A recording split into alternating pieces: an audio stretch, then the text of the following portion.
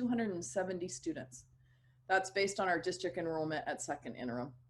Projections based on elementary partner district enrollment are that by 2022, the district enrollment will decline another 74 students. Our interdistrict enrollment is also declining. This year we had a reduction of 36 students. This is not unique to our school district. All school districts in Sonoma County are also experiencing declining enrollment. And especially in light of COVID and our recent fires, the county is experiencing additional people moving completely out of the county and out of the state. So one issue is our declining enrollment. A second issue that we've experienced in the last year has to do with program offerings. As our population continues to decline, the availability and our ability to offer a broad range of curriculum is reduced. So that's one challenge that we face. If we were to have a larger student population, we would be able to offer additional classes and support a broader variety of offerings for our students. The third issue that I think most people are aware of is that our district has budget challenges. And at this point, all districts are having budget challenges, but ours is a little unique. Over the past 10 years, our district budget has been qualified for 7 out of the 10 years. And a qualified budget, for those people who aren't familiar with that terminology, it means that the district can meet its financial obligation in the current year, but we're not able to do it in the 2 subsequent years. In the 3 years that the district budget was not qualified and was positive, it was due to the fact that we were using one-time funds to support ongoing costs, which then after the one-time funds were gone, placed the district in a more dire situation. Each year in the last 10 years, the Sonoma County Office of Education has advised the district that it needs to address the deficit spending and declining enrollment. As a result of that, the most recent cuts in the 18-19 school year were close to $1.2 million. And in our current school year, we made budget reductions of close to $1 million. This year, we met with the Sonoma County Office of Education, and they have again said that they are going to require the school district to develop a fiscal recovery plan to address a projected shortfall of approximately $2 million in the 22-23 school year.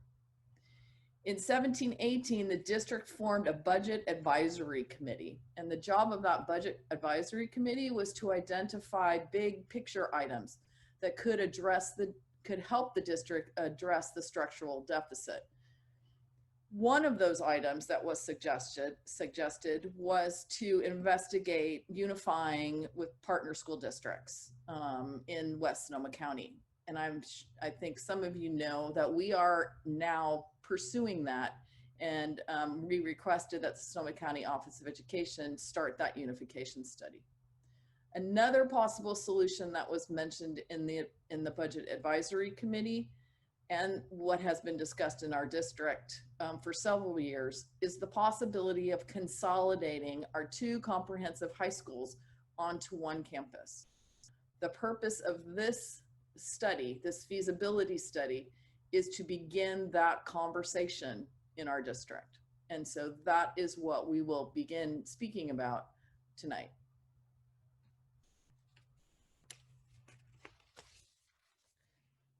So the agenda for tonight is really divided into 3 parts. The first section will talk about site feasibility options. If we can we move our whole entire student population onto either the El Molino or the Annalee campus? That'll be the first section. The second section will talk about workforce housing options. And I'll give you a little more introduction to that section when we get there, but it's looking at how we can, what it would take to use a vacant site and develop workforce housing options. The third section tonight is about legal options, what does all of this mean, and what are the processes that we would need to go through in order to make these things happen. So with that, I think we're going to start our first section. Jenny, did you want to introduce?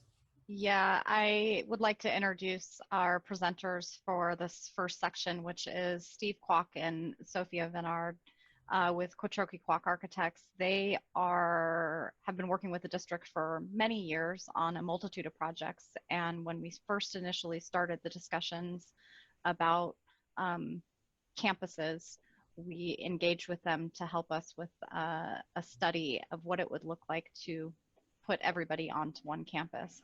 And so tonight they'll be presenting those findings. And I just want to remind everyone, this is a 50,000 foot view of what we're looking at. There's still a lot that would need to be done to vet any of these options out. But this is the initial start of that conversation. So Steve and Sophia, the floor is yours. Okay, thank you, Jenny. My name is Steve Kwok. As Jenny mentioned, we're with Quattrochi Kwok Architect. I'm the principal architect who is working with the district on this feasibility study. And Sophia Venard, who is also with us this evening, is the project architect for the project, and she'll be actually walking through each of the options. But I'd like to just give you a very quick overview of what we're going to be doing this evening. First, I do want to thank the board and Superintendent Beal for giving us this time this evening to present this to you. As Jenny and I think mentioned, we were actually prepared to do this right before COVID hit. And so we've been anxious to present this, and so we're glad to finally have some time this evening to do that. So as Superintendent Beal pointed out, what we're going to be doing is looking at placing all of the district students at each of the two current sites. So what that would look like at the Annalise site and what that would look like at the El Molino site. Plus, we have an option for looking at a completely new site. So not using either one of those, but what it would be to take a look at a brand new site for that as well. And we also wanted to be clear that we're going to be including in this study accommodating both the Laguna High School program and the district office. So making sure that we get all components of the district housed. Excuse me. So we'll be looking at 3 different levels of accommodation, if you will, at each of the sites. The very first level we're going to be looking at is really kind of a minimum capacity. What would it take to basically put students in every available seat in any particular site with adding as little additional space as possible? But this does not take into account any of the requirements for learning spaces, for classrooms and that sort of thing. It is simply just straight up capacity. Can we, what does it look like to get all of the students, which I believe is around 1,800 students, in a particular site? The second level is the minimum CDE recommendations. So following the Department of Education, that's what CDE is, for minimum standards for classroom facilities. And for example, making all of the classrooms, the standard classrooms, a 960 square foot classroom. That is essentially the Department of Education standard for classrooms. So making sure that we have those spaces throughout the campuses. For instance, Annalee has a large number of classrooms that actually don't meet that requirement. So this next level would be taking a look at what it would take to make sure that we get students in those minimum standards. And then the last level is essentially meeting the criteria for accommodating all of the district programs. So now you're taking a look at not only 960 square foot classrooms, but you're taking a look at larger art studios and science labs and CTE programs where you do begin to look at having those specialty classrooms. So basically the next level up of accommodation. So as Jenny pointed, this is the 50,000 foot level. This is not a design exercise, it's not even really a planning exercise. This is really more of a proof of concept can it be done kind of look at how we're going to do this. It's very diagrammatic. There's not a lot of detail to this. So we just, again, wanted to reinforce that. You're also going to see with this some costs associated with each of these level of accommodations at each of the sites. These are not really estimates. Rather than that, they're kind of rough order of magnitude costs in terms of, using very rough dollar per square foot numbers that we typically see for this type of construction. And so I wouldn't put a lot of stock into the actual number, but what you'll find that's most useful about these numbers is the relative cost of the various levels of accommodation at each of the sites. That's really where these numbers are most useful. And again, we prepared this a while ago, and basically just as COVID was hitting, was emerging. And so the further caveat is we're not really sure how COVID is going to be affecting the cost of facilities and construction in the long run.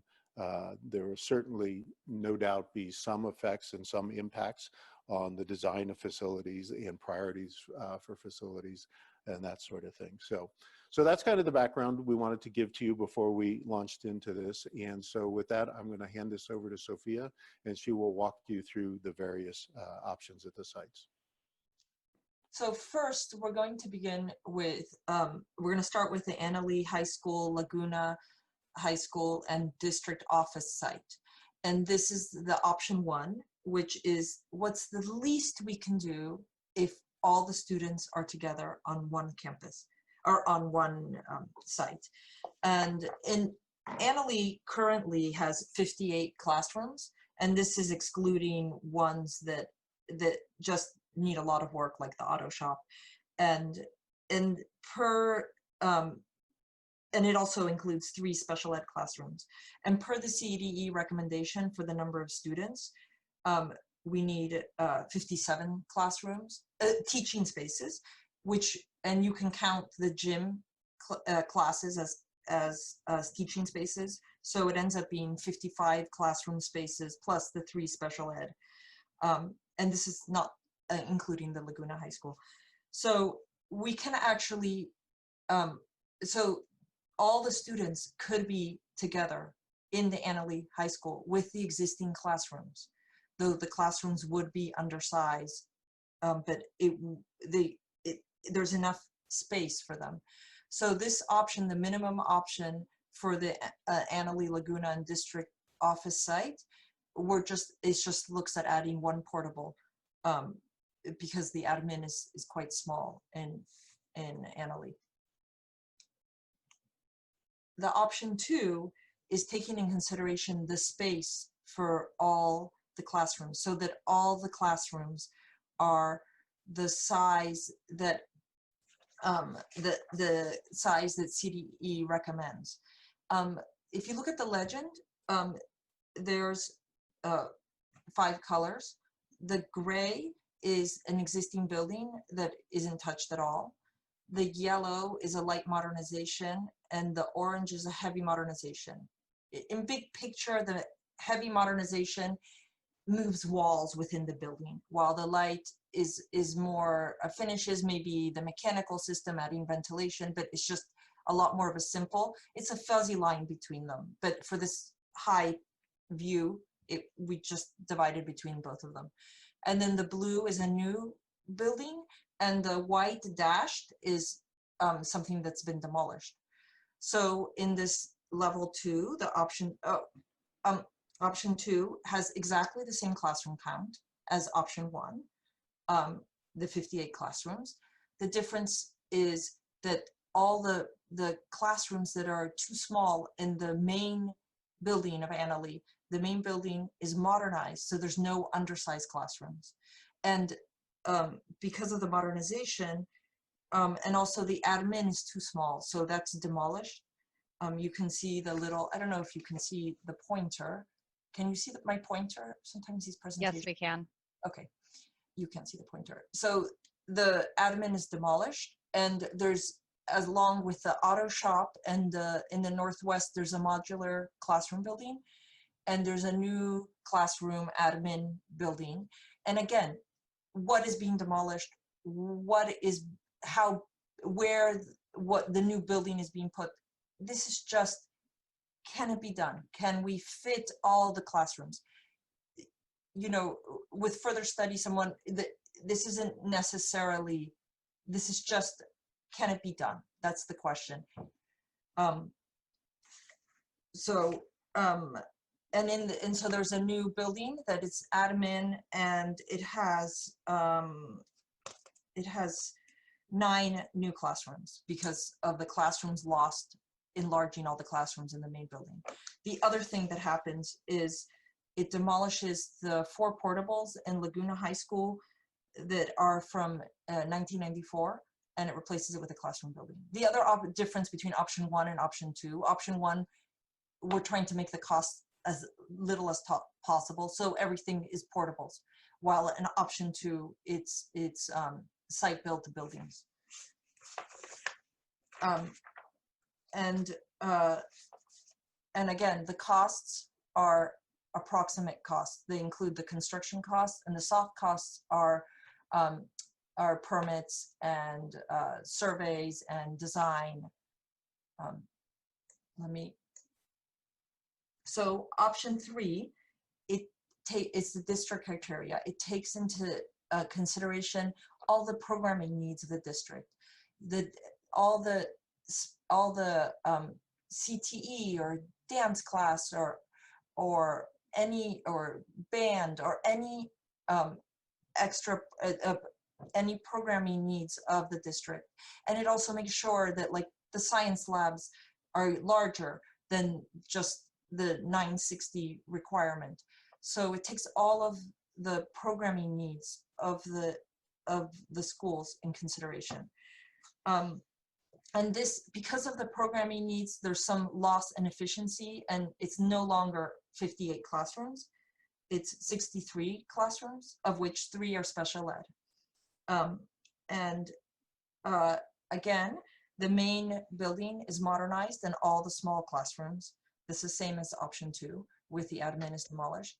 And in this option, and again, this is just a 50,000 foot view.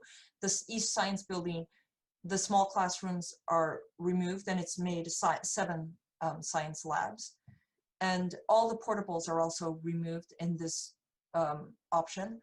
And the main gym is modernized, as well as the 1940s Maker Lab and Arts classroom. The cafeteria is expanded for the extra students. And there is also a new 60 classroom building with 16 new classrooms. And then the library is undersized, and there's a new admin and library, plus 4 more classrooms, and a new second gym. And the old gym and the old library are demolished. So again, though the classroom count is actually only 5 more than the previous options, but they're all the size for whatever the programming needs are. And on the Laguna campus, the MPR, now there's a new MPR. And then again, the 1994 portables are demolished, and there's a new building. And then the district office is undersized for the district office. So there's a demolished, and there's a new district office that instead of being 3,000 and something square feet, it's 4,000 square feet. So now moving on to the El Molino site. The El Molino site currently has 40 classrooms. That's not including the 1 classroom that's used for Sonoma County Library. I'm not including that. And it includes, and within that 40, there's 1 special ed.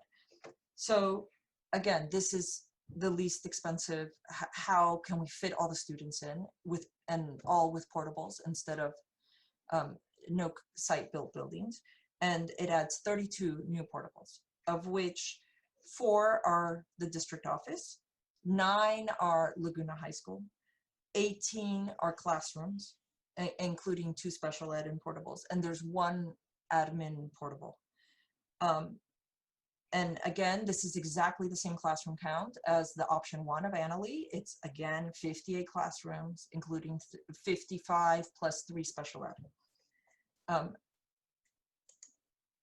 Option 2 is now making all the classrooms 960 square feet. And also that they're not all portables, they're actual site-built buildings. So the district office, I'm sorry, the previous option 1 and option 2, both of them, the building K is demolished because building K is already slated for demolition. It's in terrible condition. So in both option 1 and option 2, building K is demolished. And this one, again, it modernizes the cafeteria to give enough space for all the students. It expands the admin. And then building I has some smaller classrooms. So it's modernized to remove the smaller classrooms. And there's also a smaller classroom in building J, which is just made into like a breakout room or office. And again, there's the Laguna High School, and there is the new buildings have 20 classrooms.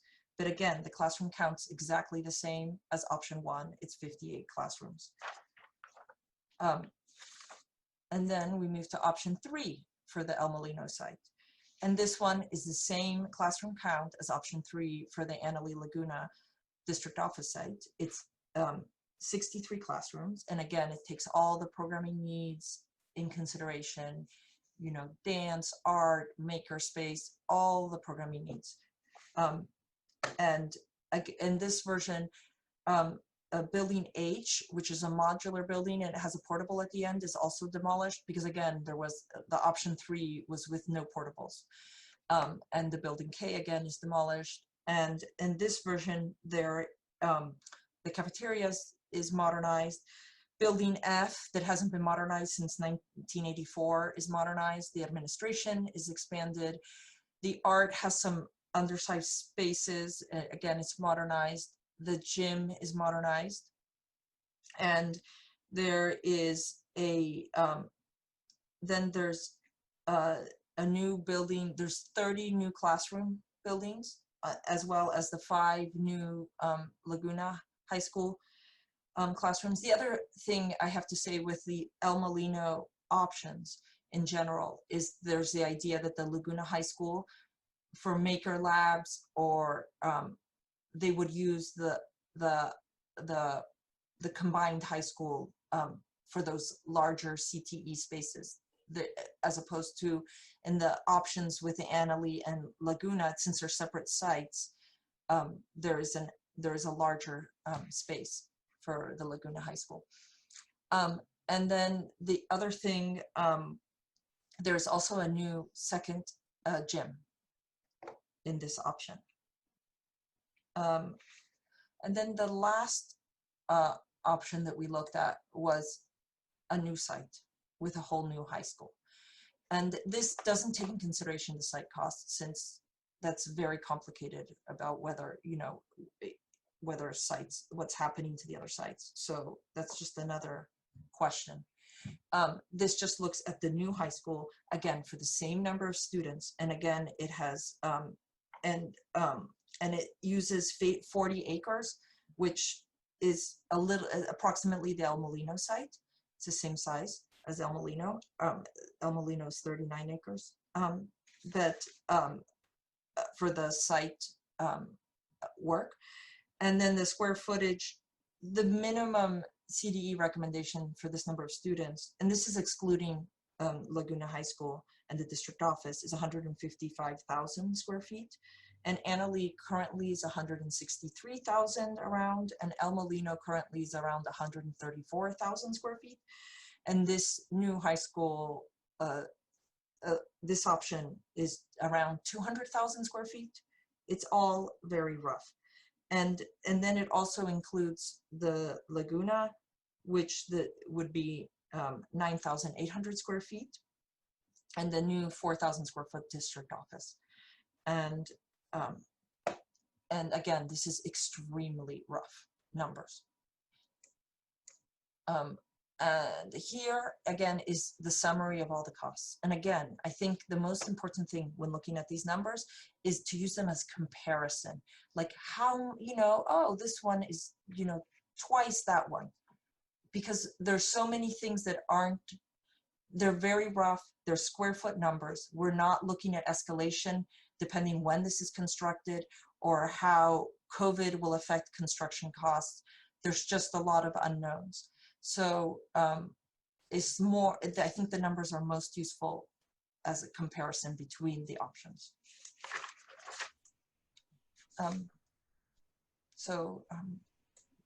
Jenny? The next Yeah, one. I'm here. Is there a next slide? Yeah. Yeah, I have. So the question came up in our conversation was, what are the potential annual cost savings of moving all students to one campus? So these are estimates, but we estimate that we could save $200,000 a year in operational costs by moving all the students to one campus, and about $1 million in staffing costs, for a total of $1.2 million total potential annual cost savings of moving all of our students to one site. So this next section is about workforce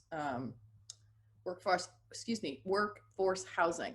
This specific section focuses on the district office and Laguna High School properties, because when we started this conversation, that was the conversation that was happening at the time. So this was developed as a result of the possible Laguna High School relocation conversation that we were happening last fall. And it was based on the interest in being able to provide workforce housing for our staff and utilizing those properties. The process that Doug's going to describe, while it's specific to Laguna High School in this presentation, it is a process that could apply to any vacant site that we had, whether it was the Annalee property or the El Molino property.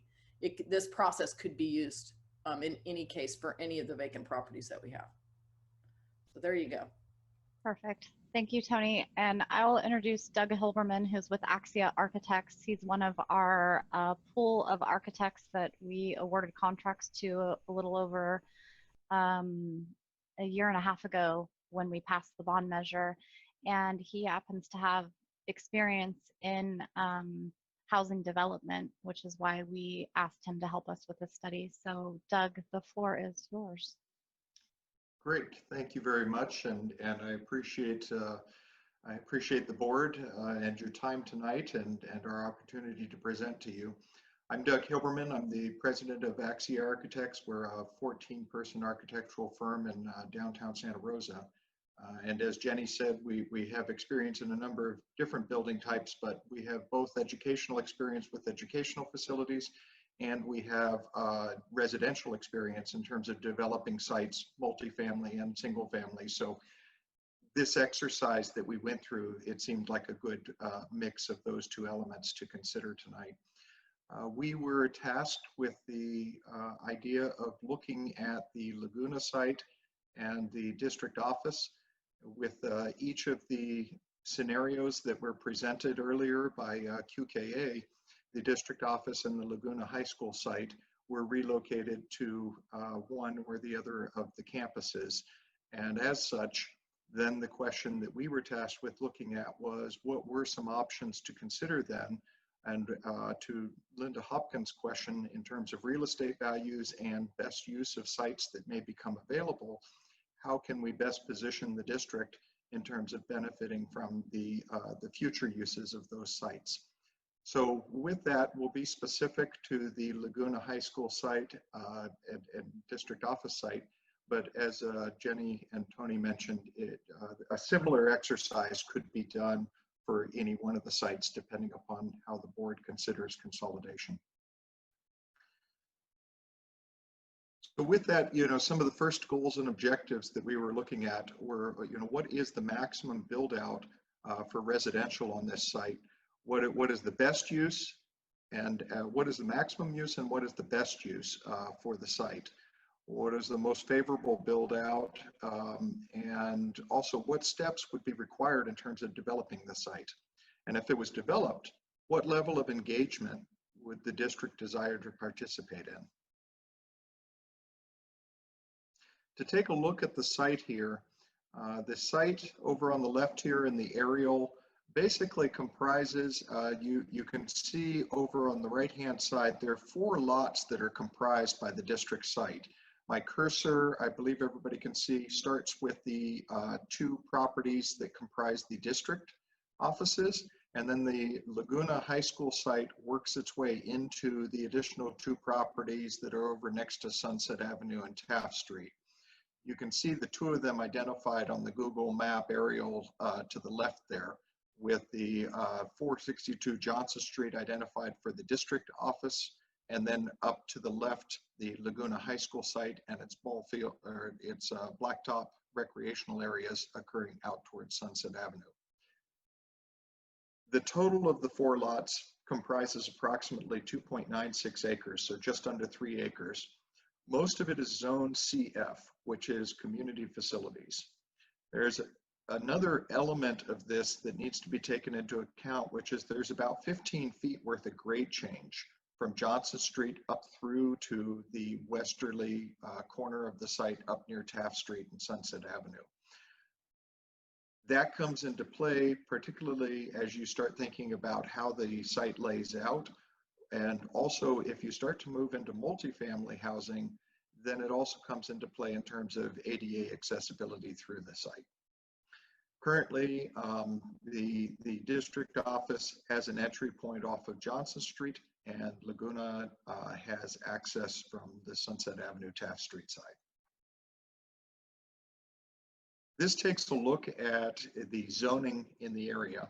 And as we mentioned, 3 out of the parcels you'll see there are in the green zone CF, which is the community facilities. 1 of the parcels tied to the district office site on Johnson Street is zoned R6. Now, one thing to note is the community facility zoning does not allow residential.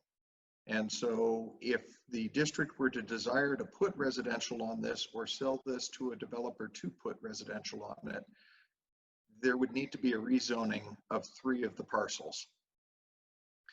The R6 zoning is probably most logical. Usually when we go through this, this exercise, we look at what are the adjacent zonings. And so when you look at the adjacent zonings around the district office parcel, the R6 zoning is descriptive of the adjacent neighbors.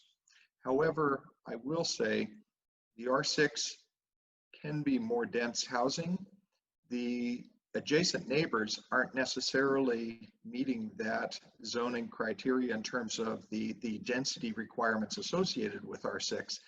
That's not uncommon because zoning evolves over time.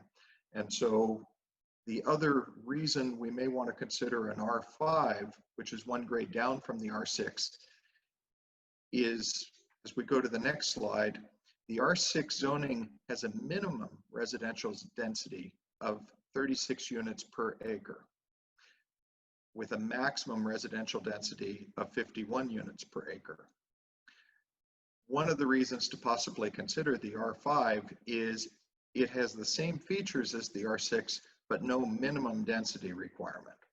So these are just options on the table, but in our opinion, probably the R6 or the R5 are probably the 2 zones to be potentially considering if the site were to be rezoned for residential. We went through a number of quick charrettes, different exercises in terms of how you could divide up these sites. We've grabbed just a couple of examples here that essentially span the gamut for you. From the left-hand side here, you'll see the basic small lot subdivision approach where each lot represents an individual residence. and each lot is separated from a lot standpoint.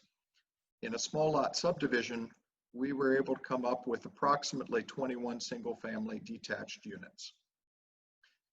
In the second scheme, we looked at attached family housing, in this case, duets. So there was a combination of single-family residential for a couple of the lots, and the rest were all structured with duets. Duets would share a common property, and there would be two. When I say duets, there are two attached residential single-family residences that occur on that with a common wall between them. As an example, they might occur at a common wall between garages. In this scenario, we bumped up to about 25 single-family attached units that could be represented on the site. The third scenario there, to the right, was looking at multifamily housing. Now, R5 and R6 have a maximum of 2 stories and 30 feet in height. But if we looked at that and we looked at 2-bedroom and 3-bedroom units, we could come up with approximately 44 multifamily units for the combined sites. Now, in all of these are quick studies. They're not meant to be an exact science right now. They're just at what some of the presenters mentioned earlier, which was a very 50,000 foot level to approximate different scenarios.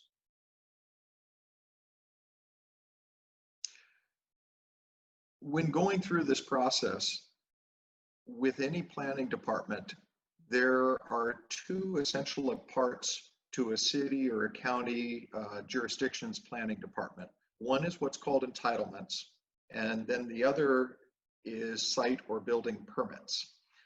The entitlements tend to be about use of land, community impacts, environmental impacts. It's a process to review whether this is the right use for a property.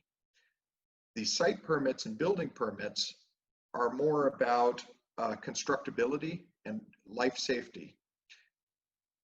One starts with the entitlement process first, and once an entitlement process is approved, then one typically moves over to submitting for the building permit process.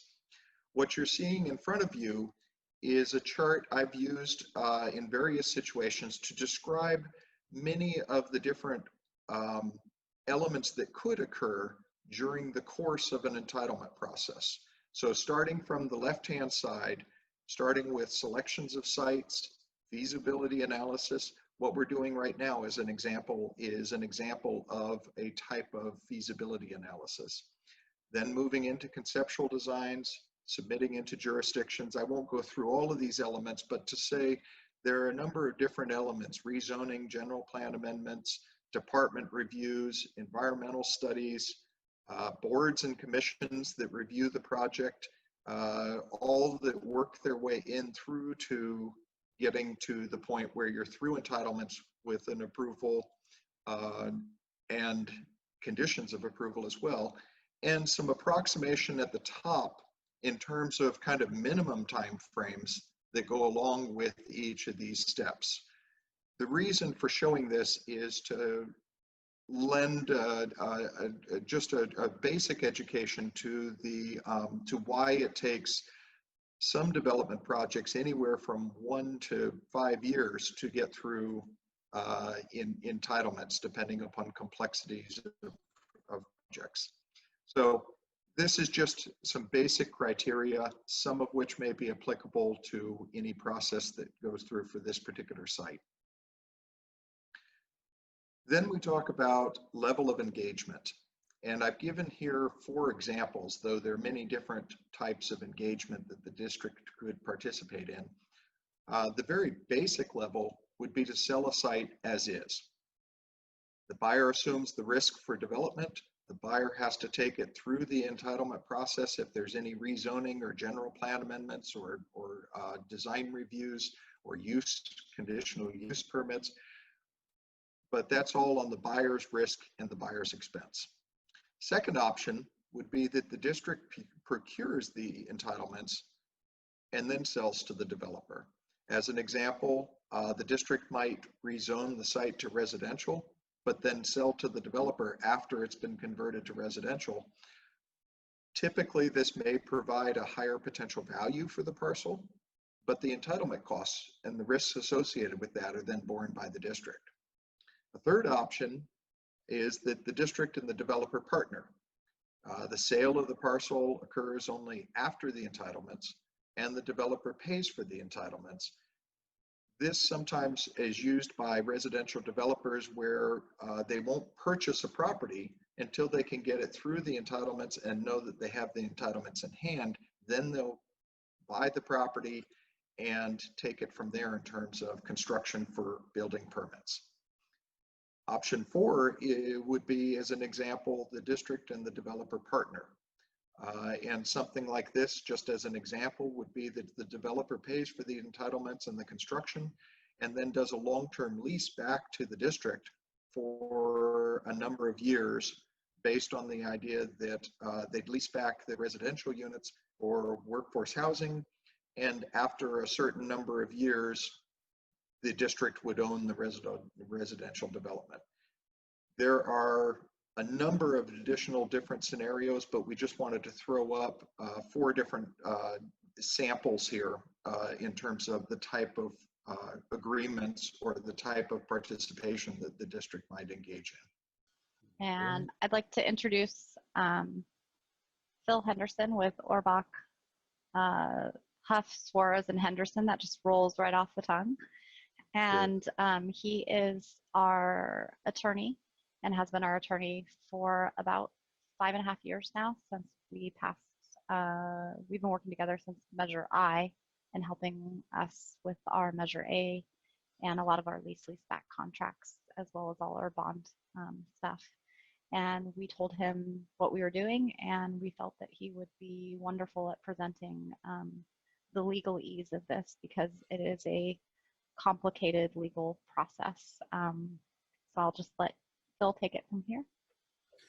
Thanks, Jenny. And as we're approaching 2 hours into this, I get the unsavory task of diving right into law at the end of this. I am going to, as both the 3 presenters before it said, try to fly at about 50,000 feet. Maybe I'll come down a little bit lower as times on some of the slides. A lot of what I'm going to get is kind of data driven. I am not going to explain every single word on every single slide. I will explain the nature of what's happening, but a lot of it has to do with detail that you can take with you and continue to look at later. And I obviously would be here to answer any questions as we move forward. So make sure I got the right place. First, we're going to break this up into 2 sections, as we've been talking about. The first is school closure. What does it take to actually close a school? Talk about reviewing facts, consider the options, and making a decision. I will say right now that I'm going to talk about closure.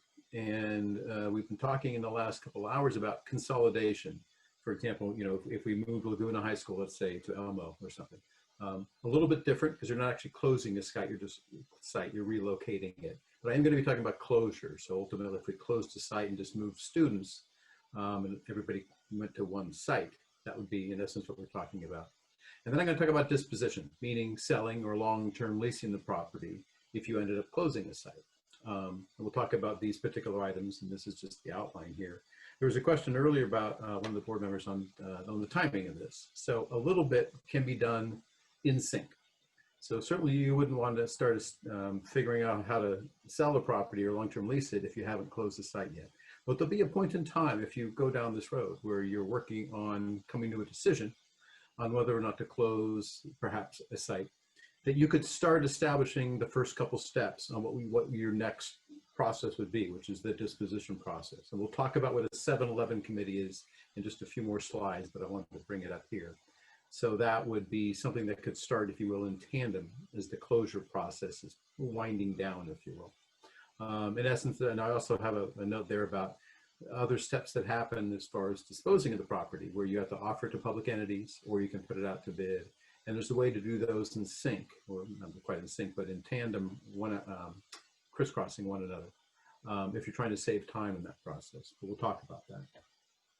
So first, let's talk about closure. Again, I know we've been talking a bit about consolidation, but I hope I was kind of clear a moment ago on what the difference is.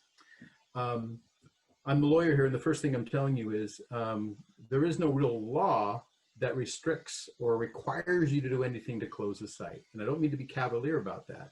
There's a lot that goes into doing it, but the ultimate decision is yours, is the board's. The board makes the ultimate decision on whether or not to close a particular school site for lots of reasons, as we all know. But I will say the CDE has a pretty detailed document called the Closing of Schools Best Practices Guide. And we're going to walk through a little bit of what that is in the next few slides. But again, none of it's not based on laws or regulations and requirements. It's policy and best practices, just as they talk about. So again, we're going to talk about a 7-Eleven committee here in a little bit, but I'm going to leave that for the surplus property, the disposition discussion, because that's when we recommend you establish the committee. The CDE talks about it because it's actually called the District Advisory Committee on Facilities. That doesn't roll off the tongue either. That's why we call it the 7-Eleven committee. So the District Advisory Committee on Facilities, it's required when you dispose of property. It's not required to have that involvement during a closure process. CDE recommends it. Frankly, we don't. And I'll tell you why when we get a little bit farther down the road. Okay. So the CDE does recommend, and so do we, the first step you want to do when you, considering closing a specific site is frankly what you've been hearing about for the last 2 hours. Gather a chunk of the facts. What is it that is your situation? What are the details that are going on? Determining enrollment projections. What are the capacity? What can you do with particular sites if you move kids from one to the other? That's a lot of what you got in the past couple of hours. And as I think all of the presenters have been saying, really step one and maybe step two. A lot of the questions assume the board had already made a bunch of decisions. Haven't. You're really just now gathering facts, getting information. Again, I won't go through everything on this particular slide. These are a handful, well, 2 handfuls of some of the facts that the CDE recommends that you gather along the way. And I'd say at least half of these you've already done. Some of them we've already touched on tonight. Like, what's the cost benefit of closing one site versus the other? Absolutely something you'd want to consider moving down the road. And you've touched on a lot of that earlier. So once you've gathered the facts, again, logical step, what do you do with all that information? Well, you consider what the options are moving forward then. Are there other things you can do besides closing a site? And that's a lot of what CDE focuses on when they're talking about options, because closing a site is a big decision. In most districts, it's sleepless nights, and it's difficult to come to that conclusion because you know you're going to impact lots of folks. So part of the options that the CDE talks about, a lot of them are, what other options are there perhaps that could be looked at in lieu of closing a site? Can you expand class sizes perhaps at some sites? Could you maybe surplus a portion of a site to keep the main site open and lease that site out? Can you reorganize attendance boundaries perhaps to move kids from one site to another? Things to consider once you've gathered all the facts on other options to move forward. So again, that's first step is gathering some facts, a lot of facts, and then consider the other options then moving forward. Again, a lot of what you've heard tonight deals with these options as well. And ultimately, and again, I don't mean, 3 or 4 slides doesn't really sufficiently describe the kind of process you're going to have to go through to make these ultimate decisions, but the decision will ultimately land on the board to make that decision on whether or not to close a particular site. And again, I want to reiterate, and maybe I've done it too often, we're not talking about consolidating, which is still an option. It's still something to be considered, I know, by the board, and you guys have already brought it up a bit tonight. But I'm talking about if you ultimately decide to close a site completely and just move the children, not move, if you will, the name of the school or the program's over. So again, after considering the facts and the options, as I said at the beginning, you have the authority to decide whether or not to close the school, knowing everything that goes into it. Encourage community involvement.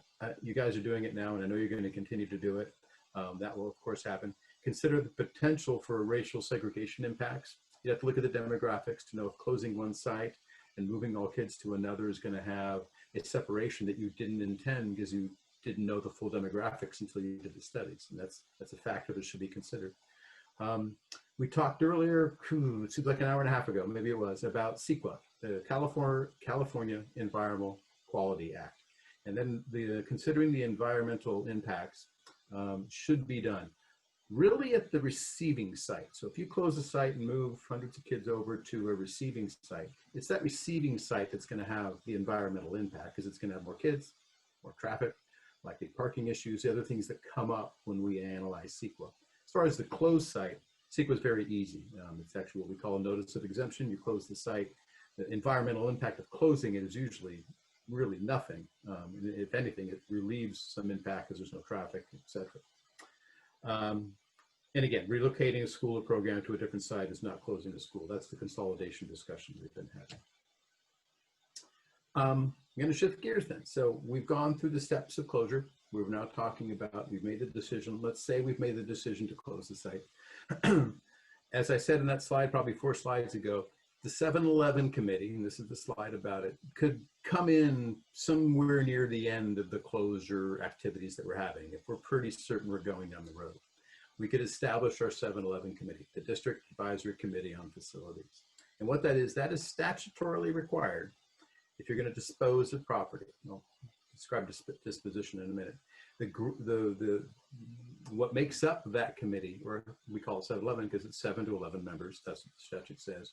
And there's no requirements that all these people that are listed, and I've got them listed here on the slide, are on the committee, but that's the goal of the 7-Eleven committee. Pull these folks from your community. And who are they? It's the board members, staff members, Tony and Jenny. Everybody's going to call everybody they know and try to get them on the 7-Eleven committee. Think of it somewhat similar to like a bond oversight committee, different function, but it's the same type of committee that is there to help advise the board. It's not an oversight role, it's an advisory role though. So teachers, landowners, business people, parents, of course, these people would be the goal to have on your 7-Eleven committee.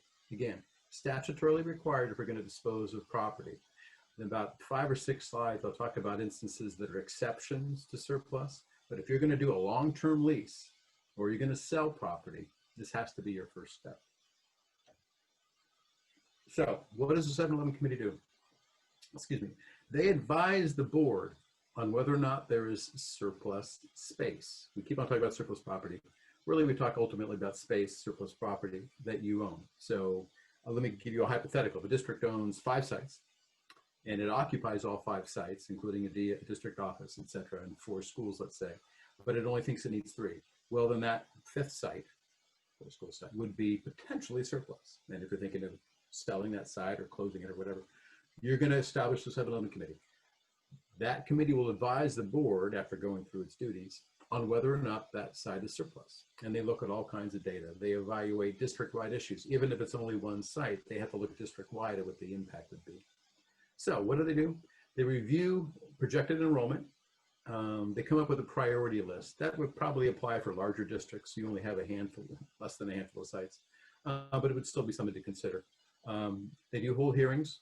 Sometimes there's only 1 hearing to get community input. But again, the 7-Eleven committee itself is part of the community, but they hold a hearing to invite everybody else to come in and speak to it.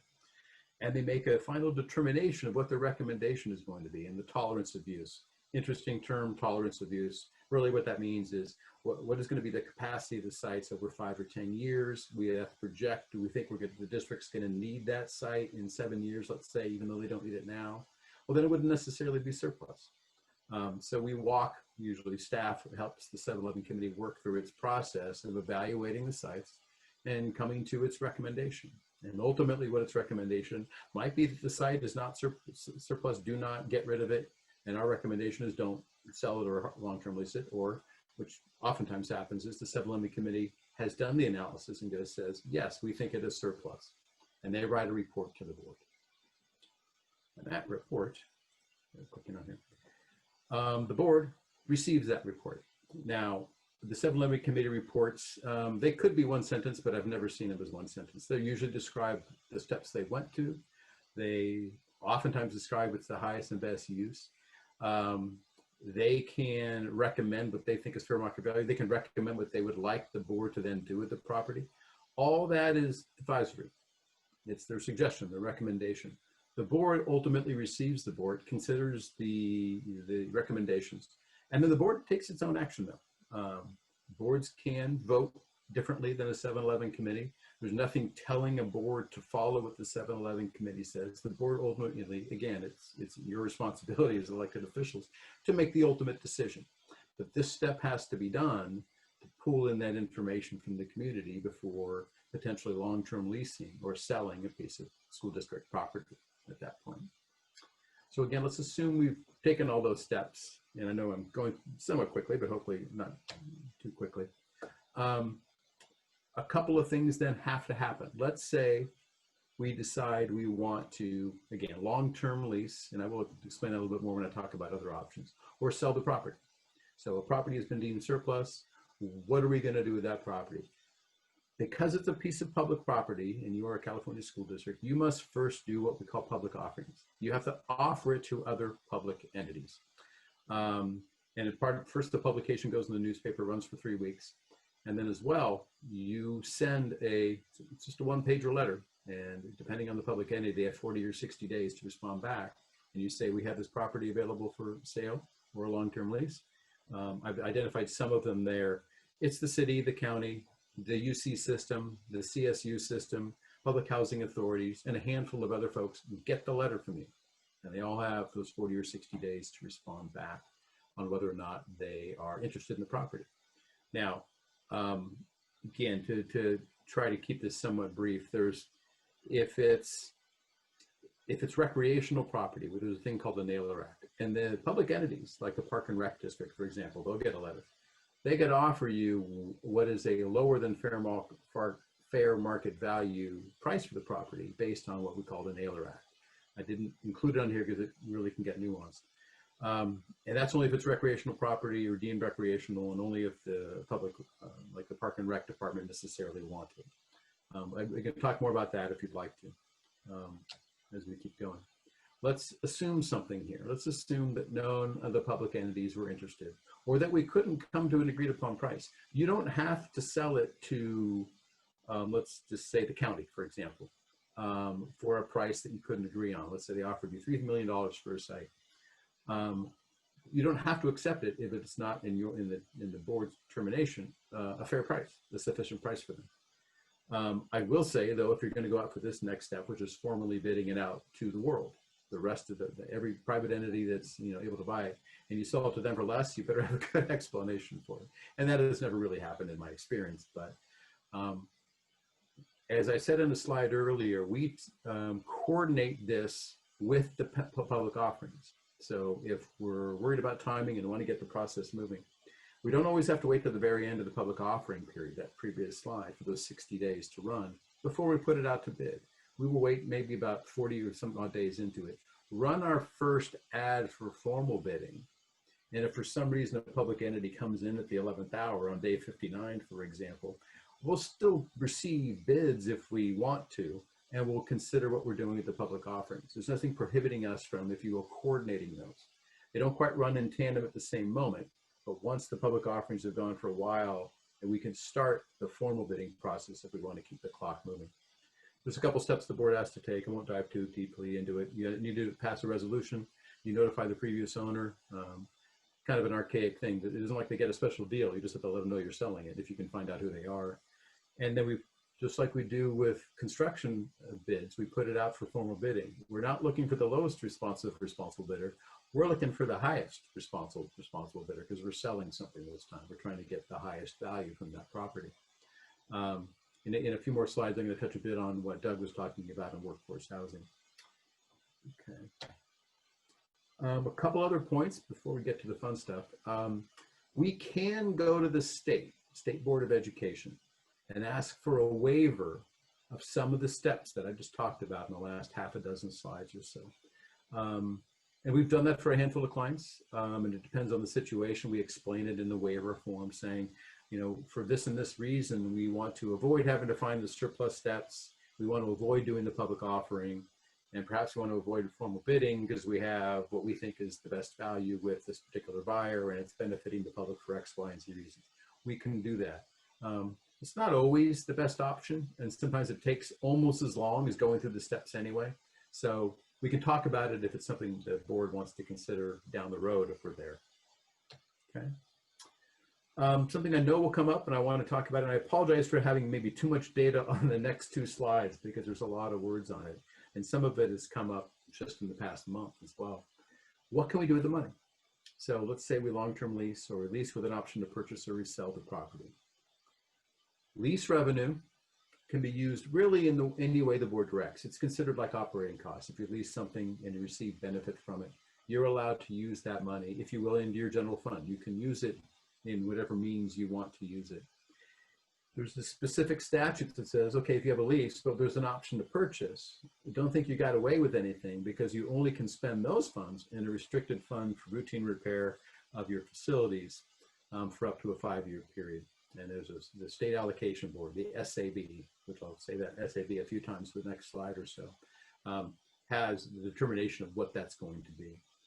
If you sell the property, the starting point for selling property is that first sub-bullet under sale, which is the money shall be used for any capital outlay for cost of maintenance in school districts that would not recur within a 5-year period. Meaning, if you're selling property, it's supposed to be used to improve or buy new real property, long-term, like construction costs, which again, wouldn't necessarily be in the discussions we've had for the past couple of hours. That's entirely possible that if the district did decide to sell a site, that the funds would very likely, possibly, be used to improve the site that's going to receive the students from that site anyway.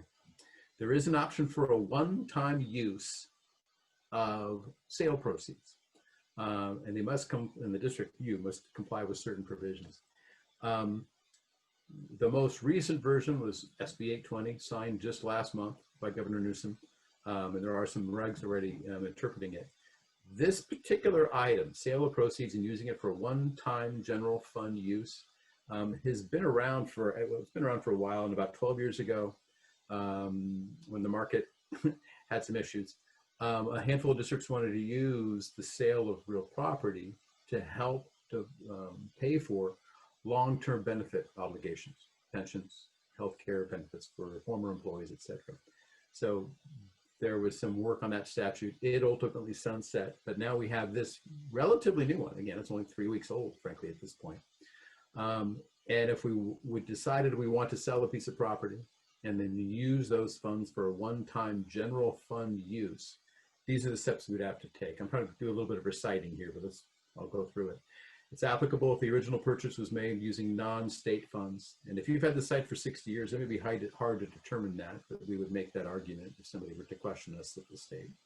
The SAB, State Allocation Board, that's the acronym I used a moment ago, will reduce your financial hardship funding if you have it and if it's applicable. So the district is getting financial hardship money, not fiscal, but not facility, but financial hardship funds. This would reduce it unless we make an appeal, I'll call it an appeal, to the SAB to say, no, we've had excessive costs due to our construction program. Please still give us our financial hardship money. The board must adopt a plan regarding that one-time use, explaining what you're going to do for that one-time general fund use. And the board must certify to the SAB a couple of things: that the sale does not violate the provision of a local bond, and I don't suspect it does.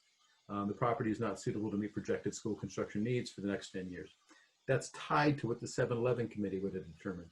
7-Eleven committee doesn't always look 10 years out, but frankly, if the district was considering using the sale proceeds for a one-time general fund use, we would tell the 7-Eleven committee, project out not just 5 or 7 years, project out 10, and make sure we have that data, that determination made. And it applies for the next 4 years. So it does have a sunset provision. They're kind of seeing how it's going to go. Okay. This slide could probably take over another 2-hour presentation, but I'm not going to do that to you. But let me touch real quickly on other things and what things we can do with property. And I'll be honest with you, for most of our clients who are looking at what to do with property, a lot of these kick in most of the time. And how about that for 2 advocates here? So there's a joint use statute, meaning we're allowed to jointly use our sites with, frankly, almost anybody. It's up to 5 years. If it's with another public entity, it can be longer. If it's with another public entity or somebody who actually improves our site, it can be longer. So joint use is used actually quite a bit for, think of it like daycares or something else that is leasing property from you, maybe 3 classrooms at a particular site for, well, maybe not for high school district, but for preschool, after school activities, etc.